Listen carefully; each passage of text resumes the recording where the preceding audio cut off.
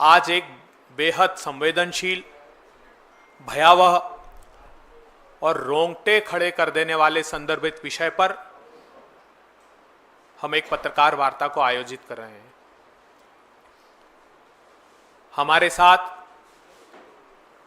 मध्य प्रदेश के पूर्व मंत्री और मध्य प्रदेश कांग्रेस कमेटी के अध्यक्ष माननीय जीतू पटवारी जी हैं। पहले मैं आग्रह करता हूं अपनी टीम से कि वो एक वीडियो प्ले करें, उसके बाद जीतू पटवारी जी इस विषय पर विस्तार से आप लोगों से चर्चा करेंगे।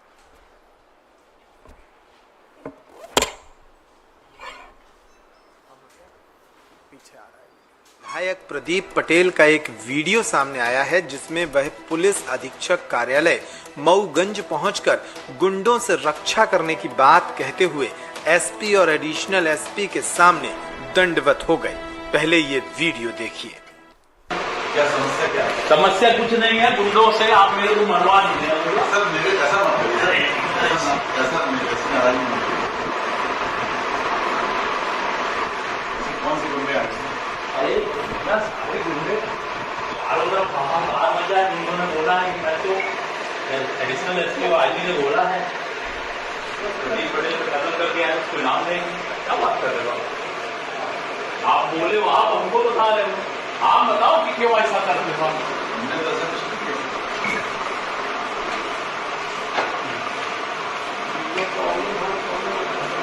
जब यह घटनाक्रम चल रहा था तब यहां मौजूद प्रतिनिधि ने अपने मोबाइल से इसे कैद कर लिया। बीजेपी विधायक का आरोप है कि पुलिस लगातार अपराध को बढ़ावा दे रही है, जिसके कारण अपराधियों के हौसले बुलंदी पर हैं और लगातार जिले में नशे का अवैध कारोबार तेजी से फल फूल रहा है।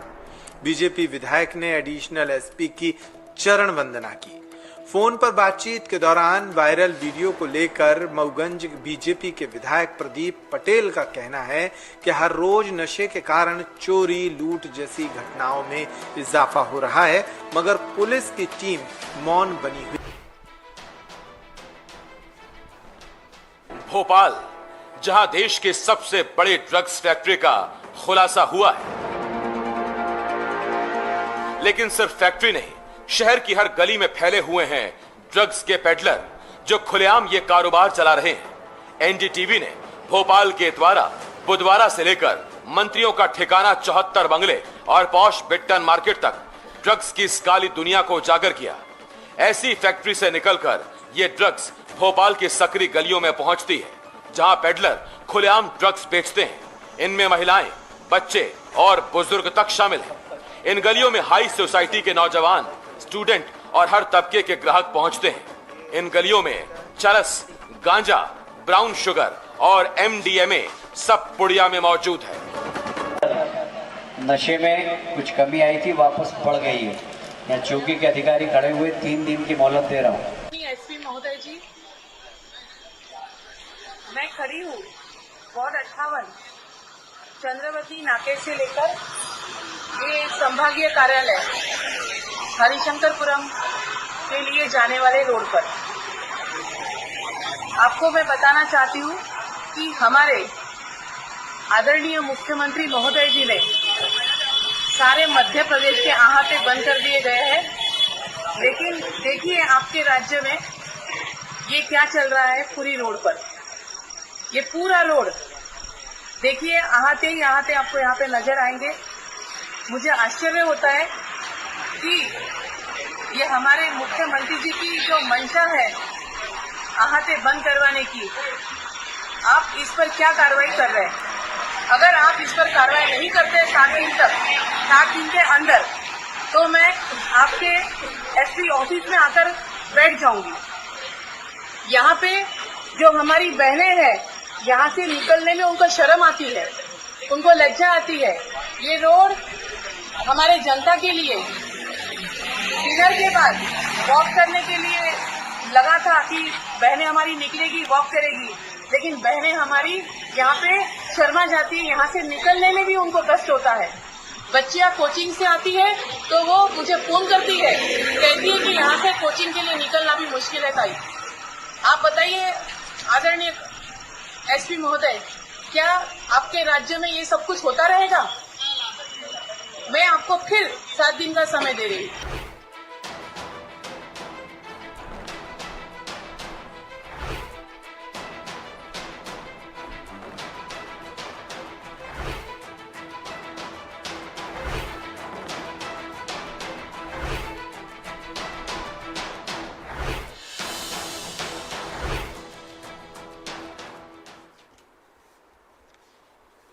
हाँ, नमस्कार साथियों।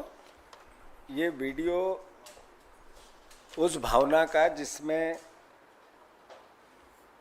पूरे देश की और मध्य प्रदेश की वस्तु स्थिति नशे को लेकर या नशा माफिया को लेकर किस तरह के भयावह स्थिति है उसको केवल आप लोगों को अवगत कराना था।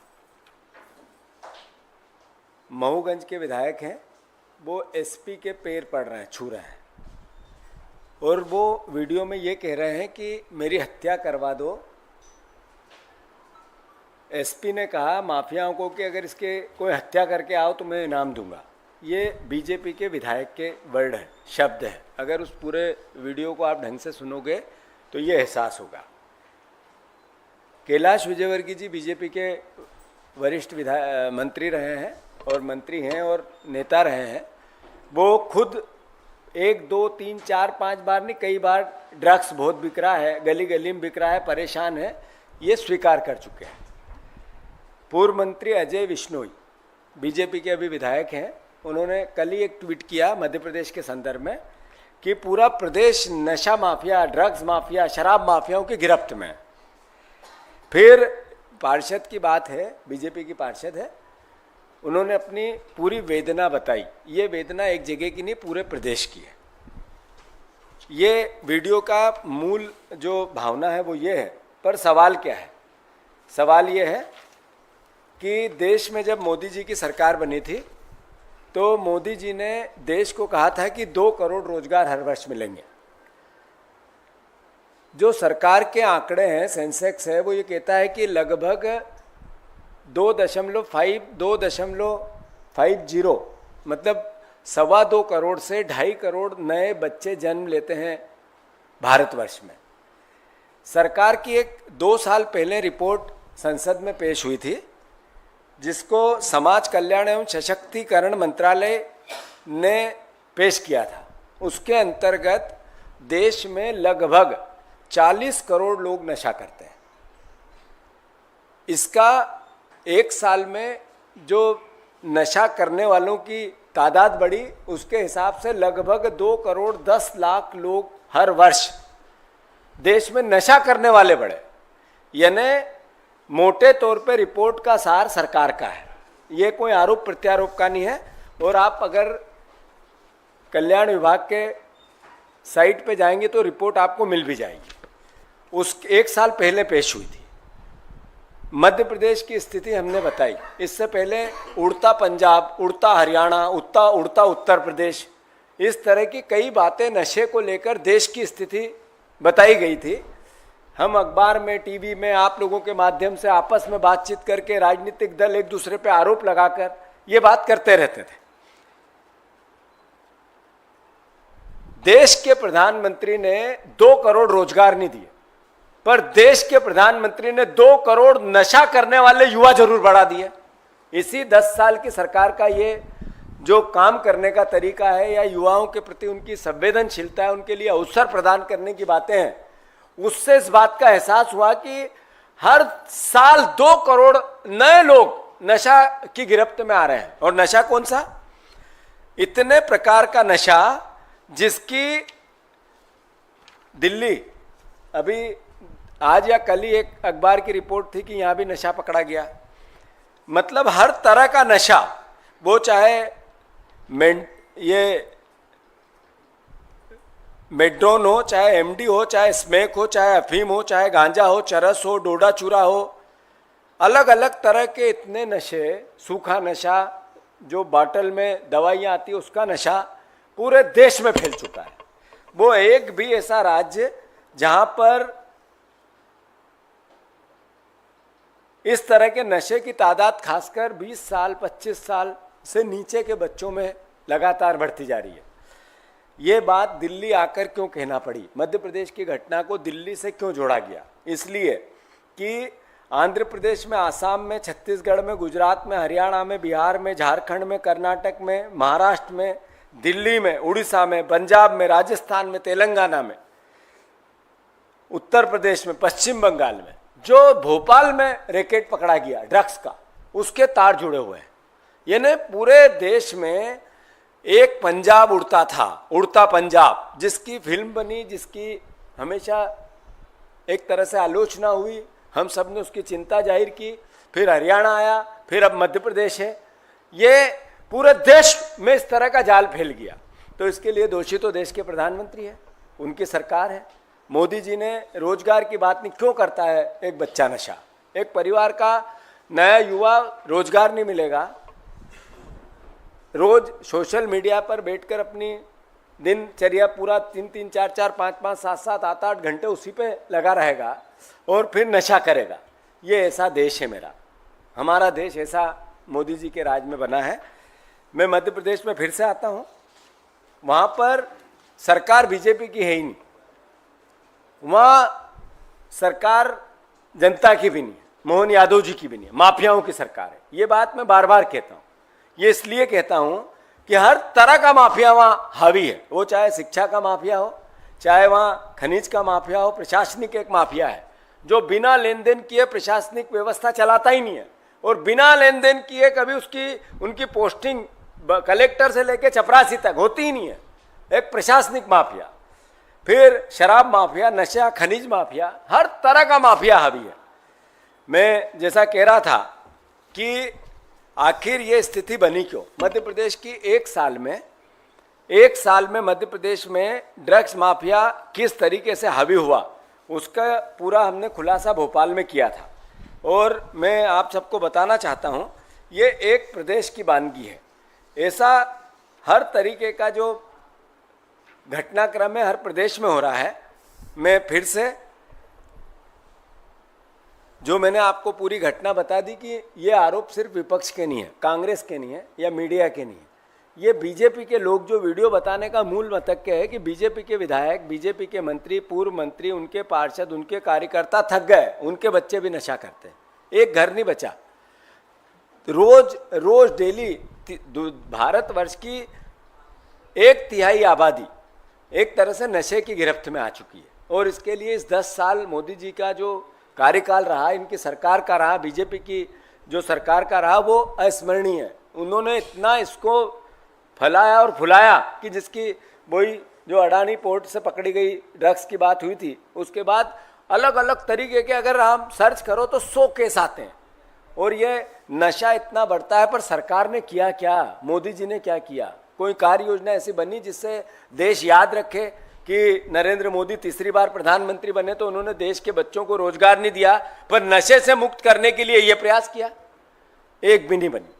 तो मूल भावना यही है कि हमारे सवाल है नरेंद्र मोदी जी से कि मध्य प्रदेश का जो घटनाक्रम हुआ उसमें स्पष्ट है कि एक उप मुख्यमंत्री है बीजेपी के, देवड़ा जी, उनका एकदम करीब राइट हैंड, उस पूरे नशे के 1800 करोड़ रुपए की 1900 करोड़ रुपए का नशे का कारोबार पकड़ा गया और उसके तार सारे प्रदेशों से मिले जिनके मैंने अभी नाम लिए। क्या मोदी जी भाषण ही करेंगे कि एक आध कभी राजनीतिक व्यक्ति को भी इसके लिए दोषी ठहराएंगे? एक राइट हैंड रोज रात दिन साथ चलता युवा मोर्चा का नेता, एक उप मुख्यमंत्री आपका उसके साथ है और मोदी जी मौन है। क्यों? आखिर मोदी जी को संज्ञान में नहीं लेना चाहिए कि मेरे सरकार का एक मुख्यमंत्री का एक करीबी आदमी इतने बड़े रैकेट में पकड़ा गया, बिना राजनीतिक संरक्षण के करता होगा वो ये काम? बिना राजनीतिक संरक्षण से इतना बड़ा कारोबार होता होगा? तो इसका मतलब है कि बीजेपी इसमें लिप्त है। नरेंद्र मोदी जी, अगर आप लिप्त नहीं हो, आपकी पार्टी नहीं है, तो आपने उप मुख्यमंत्री का इस्तीफा क्यों नहीं लिया? आज 10 दिन हो गए, 8 दिन हो गए, उस उप मुख्यमंत्री का इस्तीफा होना था या नहीं होना था? नहीं हुआ। और सफाई दी गई बीजेपी के अध्यक्ष द्वारा कि फोटो से कुछ होता है क्या? फोटो तो कोई भी किसी के, एक फोटो से नहीं होता है, 2 फोटो से नहीं होता है, 4 वीडियो से नहीं होता है, 500 फोटो और वीडियो सोशल मीडिया पूरी उनसे भरी हुई हो, उसी व्यक्ति की जो ड्रग माफिया में पकड़ा गया और उप मुख्यमंत्री के साथ, बीजेपी के ही सारे नेताओं के साथ, फिर भी आप प्रमाण मांगते हो? यानी आप देश के भविष्य को नशे की गिरफ्त में लाना चाहते हो और फिर भी उल्टा चोर कोतवाल, ये स्थिति बनने लगी। तो फिर से मोदी जी से मेरा अनुरोध है कि आप मध्य प्रदेश की गली गली में ड्रग्स है, गली गली में नशा है, शराब माफिया, नशा माफिया मध्य प्रदेश के भविष्य को निगल रहा है, देश भी इसी तर्ज पे है। आप एक उदाहरण पेश करो और उप मुख्यमंत्री का इस्तीफा लो।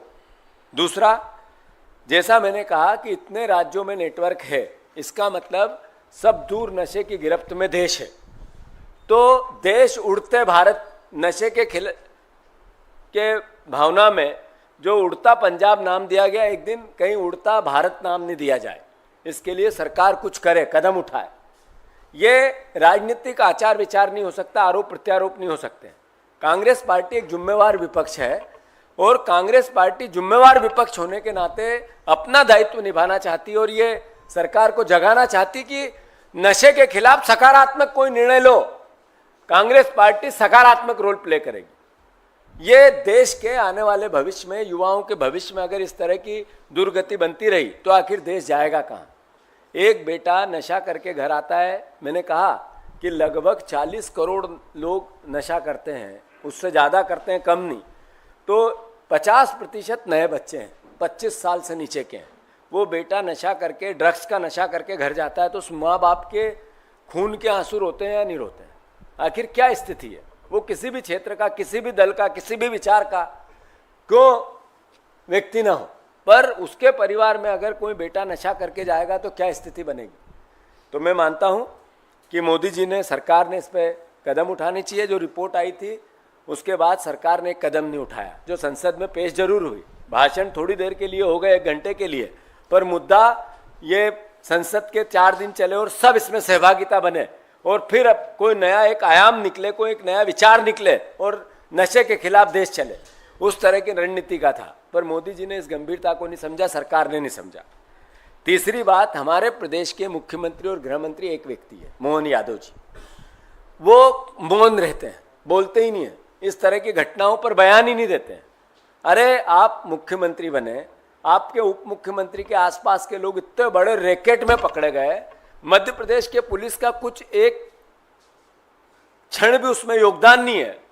देश की जो नारकोटिक विभाग है, जो सरकार द्वारा संचालित नशे के खिलाफ संस्था है, उसने इस तरह की कार्रवाई की और मोहन यादव जी ने उस पर एक शब्द भी नहीं बोला। आपकी सरकार, आपका गृह मंत्रालय निकम्मा था जो इतना बड़ा काम चलता रहा और कुछ नहीं कर पाया। यहां से लोग आए, गुजरात से पुलिस आई और उन्होंने इस पूरे कांड का खुलासा किया। तो क्या आप उस मुख्यमंत्री का इस्तीफा नहीं मांगना चाहिए? उनको बर्खास्त नहीं करना चाहिए? और अगर उनको एक भी शब्द वो नहीं बोलेंगे तो फिर विपक्ष का दायित्व इस आवाज को उठाने का है कि नहीं?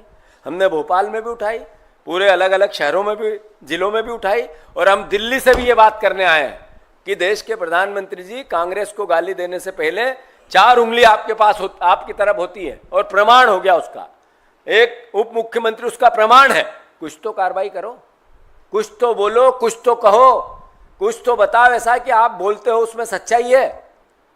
मैं प्रधानमंत्री जी से फिर से अनुरोध करता हूं कि नशे के इस पूरे घटनाक्रम में देश उड़ता भारत की ओर है और एक राज्य, वो चाहे पंजाब हो, चाहे आंध्र प्रदेश हो, चाहे असम हो, चाहे छत्तीसगढ़ हो, चाहे गुजरात हो, चाहे हरियाणा हो, चाहे बिहार हो, चाहे झारखंड हो, चाहे कर्नाटक हो, चाहे छत्तीसगढ़ हो, चाहे महाराष्ट्र हो, उड़ीसा हो, पंजाब, राजस्थान हो, एक भी राज्य इस नशे की गिरफ्त से बाहर नहीं है। इसका मतलब है देश की सरकार राज्यों की सरकार के साथ साथ फेल हुई है इस पूरे कांड में, इस पूरे घटनाक्रम में।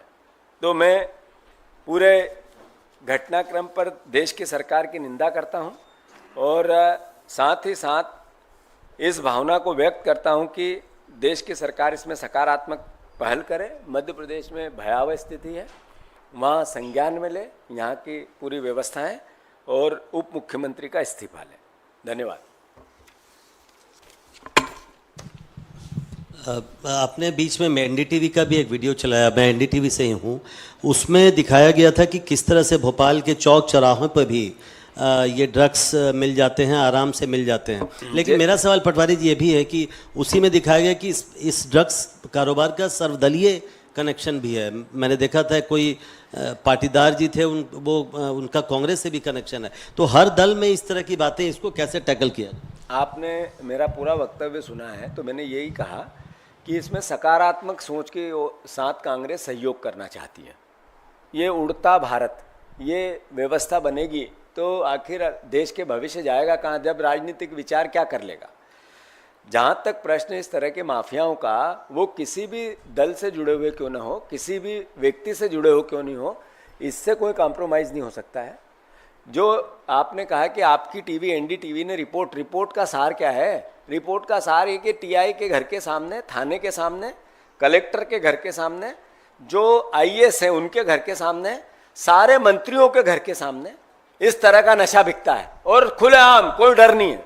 तो आखिर जो हम बात कह रहे हैं उसकी गंभीरता क्या है? यही तो गंभीरता है कि ये हालात हो गए, और ये हालात बनाने वाला कौन है? तो नेचुरल है, वहाँ 25 साल से बीजेपी की सरकार है, यहाँ 10 साल से बीजेपी की सरकार है। जो इंडेक्स है, सेंसेक्स है, वो ये कहता है कि इस 10 साल में 2.5 करोड़ लोग हर साल नए बढ़ते हैं नशा करने वाले। ये मेरा नहीं है, भारत सरकार की रिपोर्ट संसद में पेश हुई है। तो आखिर ये देश 2 करोड़ रोजगार देने वाला प्रधानमंत्री 2 करोड़ नशेड़ी बनाने लगा, तो ये सवाल नहीं बनता है।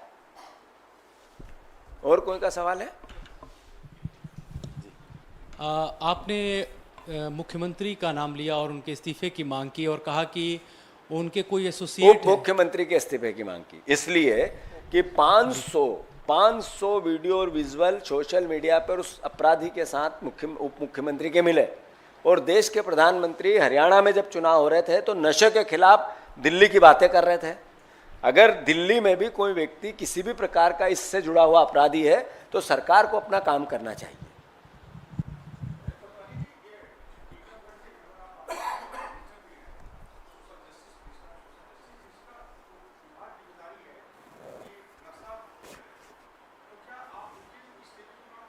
फिर से बताएं, क्या है सवाल?